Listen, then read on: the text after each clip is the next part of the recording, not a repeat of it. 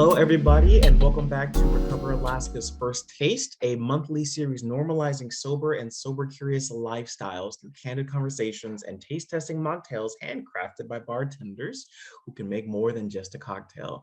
I am your host, Justin Williams from Justin's Alaska Eats. Happy New Year! And yay, we made it to 2022. That's super exciting. Everyone, I'm so glad that you're on the panel with me today. Mr. Lance, how are you doing today, sir? Justin, doing great. Great start to the new year, I think, so far, and really appreciate being on First Taste again. You do a wonderful job as a host, and I'm learning a lot about alcohol-free cocktails, which is pretty cool.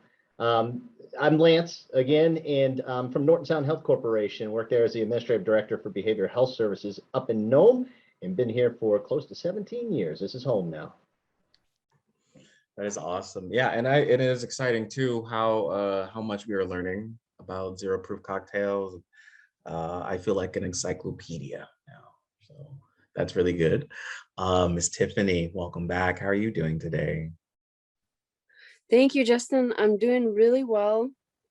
My name is Tiffany Webb, and I'm from Dillingham, Alaska. I'm a Choctaw tribal member, and my job, which is the opioid overdose prevention coordinator at Bristol Bay Area Health Corporation, is that's my role currently.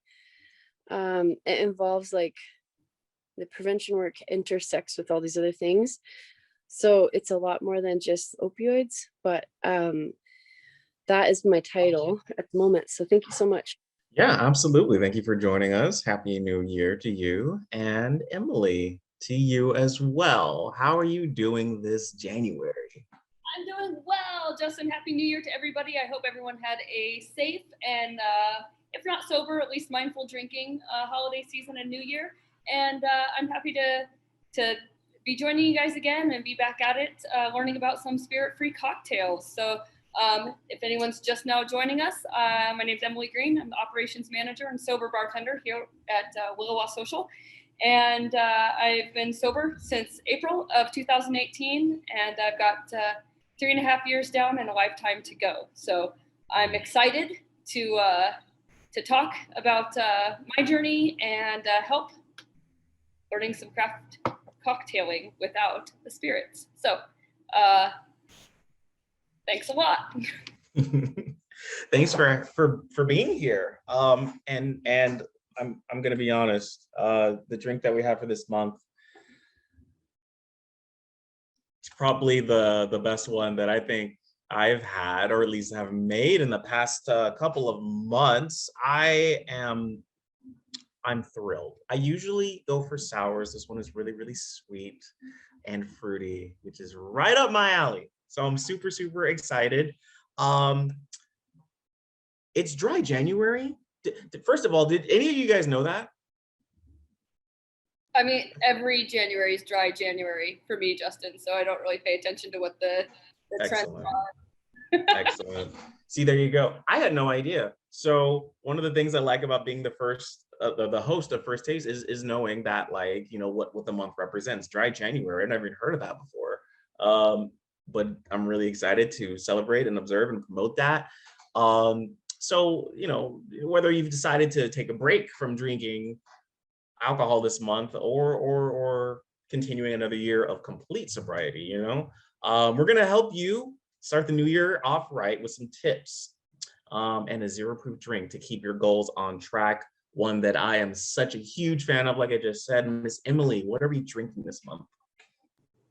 All right, this month we are going to do a vanilla blackberry press. Now, a press simply means that half of the mixer is 7-Up or Sprite and the other half is club soda. What this does is allows your drinks to still be fizzy but not be overly sweet, right? Because we're going to mix it with sweet things. So if we did all Sprite or all 7-Up, it would just be a little too cloying for most people's palates, unless you're Lance and you have that 4-year-old palate, and then you would just drink it like it was Mrs. Butterworth's syrup. So the first thing that we're going to do is get a little bit of ice into a pint glass. So not too much, because we're going to use this ice to muddle. And what the ice does is it creates an abrasive something for your muddler to go against, so you're just not smashing it into the bottom of the glass.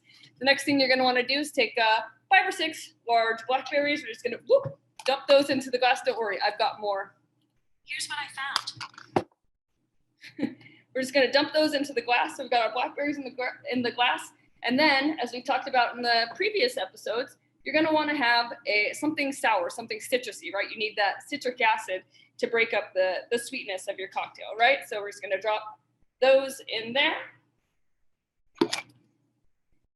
And a little bit of vanilla simple syrup. And you can make your own vanilla simple syrup. You don't have to buy it at the store. So all simple syrup is just hot water and basically sugar that you just stir and stir and stir until you get a syrup consistency. So if you add a little bit of vanilla extract, just make sure, like as we've talked about in the past, that if you are living a completely sober lifestyle, that you're not getting vanilla extract that has alcohol in it. So you can get imitation vanilla and it'll do basically the same thing. So the next thing that you're gonna want to do is use a muddler. If you don't have a muddler, you can actually just use the blunt end of anything. So you just really smash all that all up. Super easy. This is the easiest drink that we're going to make. So you smash, you get a kind of a slurry in there. So mine's pretty well mashed up. So the next thing you're going to want to do, add your ice to the top of it.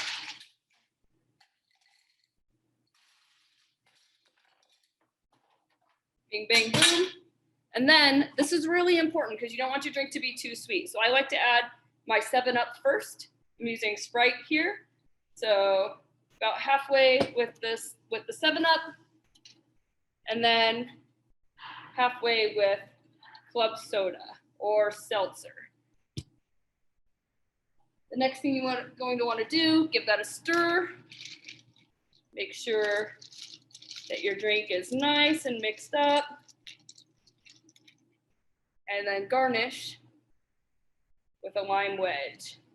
So that's really the whole cocktail. It's really easy. It's probably the simplest one that we've done so far on this series. So I'm going to give mine a little taste. I really love that, guys. It's really refreshing. It's a great way to start the new year, whether you're just jumping into a sober lifestyle, experimenting with it, giving your liver a break, or you've been living the sober lifestyle for a long time. This is a drink that you're going to want to have in your repertoire because it's super delicious and really easy to make. You're absolutely right. It was hard for me to not drink all of this before recording. So I'll tell you what, I love mine. Ah, that's good. That is so good. So Emily, before we get into it, I have a question. Why blackberries? Why not I mean, is that a replaceable fruit, or, you know? Oh, absolutely, it's replaceable. So any berry or any fruit whatsoever, you're gonna have a fine time with it. I like to use blackberries because the natural tartness of the blackberry goes really well with the vanilla. But you could do cherry. Make sure that you pit the cherries before you do that, or raspberries, or really any sort of red berry, or if you wanted to do even a citrus fruit, it's super interchangeable. But the blackberry, and I mean, on top of that, just look at it. It's a gorgeous cocktail. It's beautiful. Mm-hmm. So if you want something that's really aesthetically pleasing, raspberries or blackberries are going to be the way to go. And blackberries, because they have the sort of the big juicy bits, right, push up really, really nicely. Blueberries are also a good choice. Mm. Noted. Yeah, blackberries kind of have that tartness the same way I think of kiwis. And that is probably my favorite fruit. Right above like blackberries and blueberries are huge. But yeah, this color is absolutely beautiful. This drink is. If you wanted to keep it Alaskan, you could use some fresh Alaskan blueberries or even some cranberries in the fall. So there are lots of ways to keep this a truly Alaskan drink. I like the blackberry. It's personal preference. Mm-hmm. I prefer it. Me and Tiffany were saying earlier, like, it's hard not to eat the blackberries by themselves because holy cow, these are some good blackberries.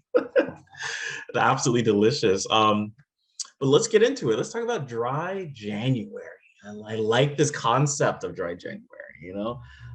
Many people who decide to participate in it do it as a way to detox from all the holiday drinking. And we talked about that in previous episodes.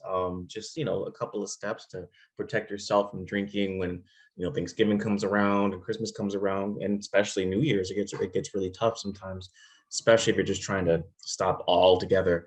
Emily, have you noticed any health benefits that have really stood out to you since you stopped drinking? I mean, where do I start? You know, Right. if what you're going for is a more of a physical health than a behavioral health improvement, you're gonna get both either way, right? So me, I quit drinking. I lost 17 pounds that I didn't know that I had to lose right out the gate. Probably in the first month, my weight dropped. I had more energy. I had more. My body felt better. You know, the initial, you know, first couple days, you know, it feels crummy. You want to drink and you want to hang out with your friends, and you know, and you really feel like your social life is being kind of constricted. And what I found after that was that my social life sort of went from like this to, oh, there's a million things out there for me to do.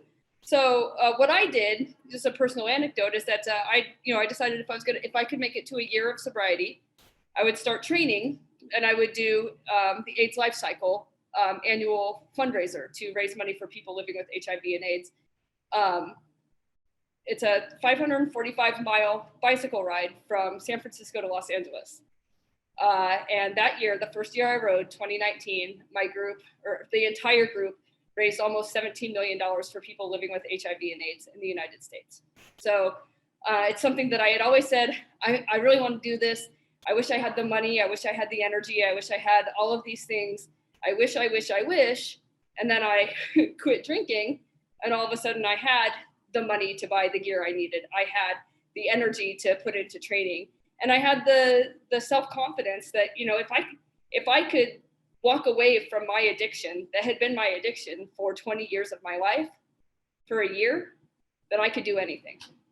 And here I am, you know, training for my third AIDS Life Cycle because of the health benefits of walking away from drugs and alcohol. Yeah, that's fantastic. And kind of like you said, with the weight, sometimes you have no idea what the benefits are going to be until after you've already experienced them, you know? And so I you know, with sobriety, my best friend has been, you know, alcohol free for 10 years. In college, couldn't convince him to stop, you know? And so taking a step back, seeing him work through the steps and do recovery the way he needed to do it, the way he's still doing it, absolutely amazing, right? I'm so proud of him. But everyone needs to kind of find their own way to do it, you know? And you know, right, I can't tell you how to do, you know, recovery, right? So I think that is just understanding one's own incentives is a good step, but I think you might have to really just walk into it in blind faith and realizing that there's just things you can't see that you're going to benefits you can't see or promise yourself that you're going to experience until you're on the other side. And so you should be proud of yourself, Emily, for taking that step. And now, you know, you're at Willow while you're doing your thing. You're one of the best bartenders in the universe, self-proclaimed. So I believe you, right? I will vouch for you. And now you get to pass on what you've learned about sobriety, about being sober curious onto other people, right? And I think that's such a beautiful, passionate thing. And not to be dramatic, but you're saving lives, you know? Like when it comes down to it, you have no idea what these people's homes lives is like. And just being able to talk to them and love on them the way that they need it. It's an amazing thing. And you had to go through that in order to give it. You can't give what you don't have. So I think that's excellent, and an excellent time to do that for dry January. Tiffany and Lance, what kind of tips would you give someone who may be struggling to like stay on track with their sobriety? Everybody's going to have an easier time than others or a harder time than others, right? As you said, everybody's an individual. So it's going to take different ways when you do this. I'll say, as I've said in previous episodes, supports are really, really important. You're not in this alone. Nobody's in this alone. And so really grab onto those supports. I would say during dry January, as you're looking for alternative things to do, it's a great time to reevaluate your drinking, right? Your consumption, and make a goal for yourself for those next 11 months of what you want that to look like. And listen, one thing we've all learned during a pandemic is a lot about ourselves that we didn't know we had inside, right? So, you can do all those things that you learned during a pandemic, such as all that baking and playing the piano and leading conducting an orchestra, whatever you did and discovered about yourself. But I do just want to say one thing about if you decide to stop drinking for the month of January, evaluate your drinking now, as I said, and if you're doing 3 to 4 or 5 drinks a day, it can be very dangerous for you just to quit cold turkey. And so really make sure that you have your plans lined up to support you and moderate that consumption. Dry January doesn't mean you have to be completely dry. It means you can start to back off of that, but make sure you research that and make sure you're doing it the right way for your own safety. I think that's really important. The way that I actually stopped drinking was I just took it like for a single day, and I thought if I could make it through this day, that's great, and then I'll tackle tomorrow. My family just walked in the door, and I'm trying to have them be quiet. They're not really being very quiet, but that's one of the reasons that I stopped drinking in the first place, right? It was for family. So it kind of makes sense that they're here, right? That's all of it for me. And then I just want to talk about this drink really quick. I made it totally wrong, but it's really, really good. I really like it. I would make this again, and I think that you could use you could use all kinds of different berries for this. This would be really fun. I love this. Yeah, and what's nice about yours is that you can pick the berries out and eat them later, which is like, I mean, if you love the berries, then that's wonderful.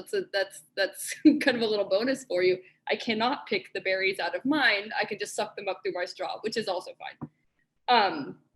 Yeah, as far as like my getting sober, I didn't use an event like Sober January or Sober October or any of those things. I literally woke up on my bathroom floor one day and said, if I have one more drink, I'm going to die. And for me, that didn't mean if I have one more drink, I'm going to drop dead. It was, if I have one more drink, then I will drink until I die. And having that realization and knowing what that would do to my mother set in motion a series of events for me that saved my life. And my hope is that somebody could watch these podcasts that we're making and know that there are other people who know exactly what they're going through. And I thought that I was going to have to give up my career. And I thought that I was going to have to give up all of the things that I knew in my life. And I didn't have to give those things up. Some people do have to get themselves out of a situation where they are around alcohol. Fortunately, that wasn't my reality, but I take it to heart, Lance, when you say things that we're saving people's lives, or Justin, when you say things that we're saving people's lives. What we are doing here today, my hope is that if we're not saving a life, that we're changing lives.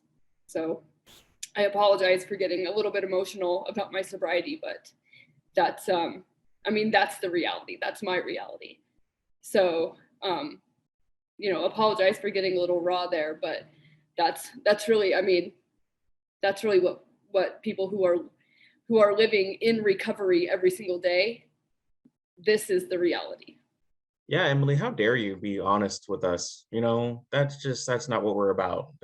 I'm so offended. No, that's exactly what we're here. for. We're changing lives and we're saving lives, and sometimes we don't see the fruits of our labor all the time for other people, you know. Sometimes we don't need to see that. We don't always have to be the savior in someone else's story, but you know, and you talked about this too, Emily, when we see what we are going to lose, we have to make a decision. And that's the crazy thing, is that it's always a choice. Even when it doesn't feel like it, it's always a decision, you know? And you've made a series of wonderful decisions as far as where I'm standing, you know? To be judged is to be judged, right? Whether it's good judgment or bad judgment. So I can't look at you and judge you and say you're the perfect, you're perfectly recovering, you're perfectly. That's not my job. You know exactly where you're at, and you know how to challenge and push people to where it is that they need to be. And so I'm very glad that you were picked to do that with us this season of First Taste. Your drinks are effing amazing.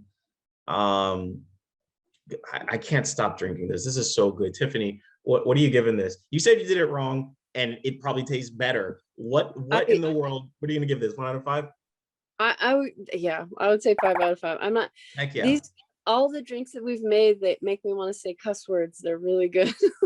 They're so good. And I think it's fun. It's fun to make fun drinks and have, you know, you can have, like, it's nice to have special drinks that are for me. I don't have to have, you know, margarita, and like the berries make it really beautiful and exciting. And I think we have one thing we have low bush cranberries where I'm from, and it's a little bit harder to get citrus. So I would probably use the low bush cranberries because they're acidic, kind of like a lemon or a lime.